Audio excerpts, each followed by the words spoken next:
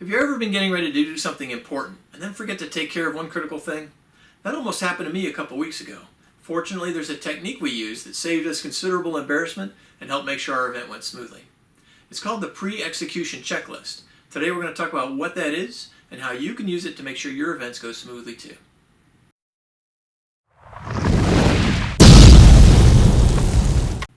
Two weeks ago, one of the guys in our troop was about to get his Eagle Award in a pretty big ceremony.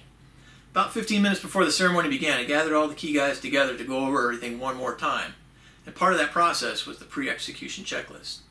We went down the list, and when we got to flags and flag stands, we looked around, not there.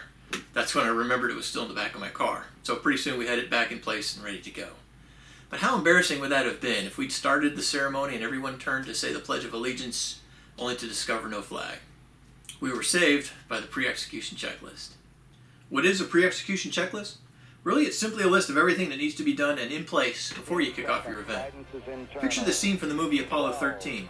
Before the rocket blasts off, the flight director gets on the radio and runs through his checklist of critical items, and he doesn't authorize launch until everyone gives him a go. This takes a little preparation, but if you do it while you're calm and you can think, you're more likely to get everything straight when the pressure's on. Simply sit down and visualize what has to happen and how things are to be arranged for the event so that it'll start off on the right foot.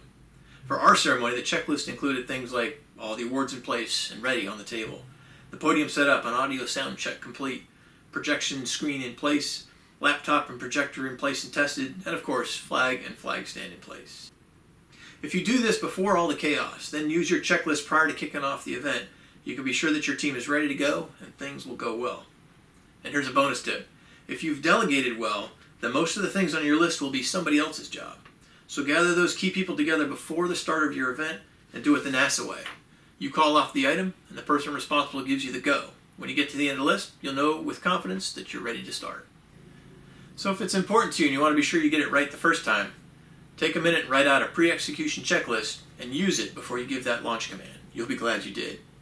And that's your Rapid Start Leadership tip for the day.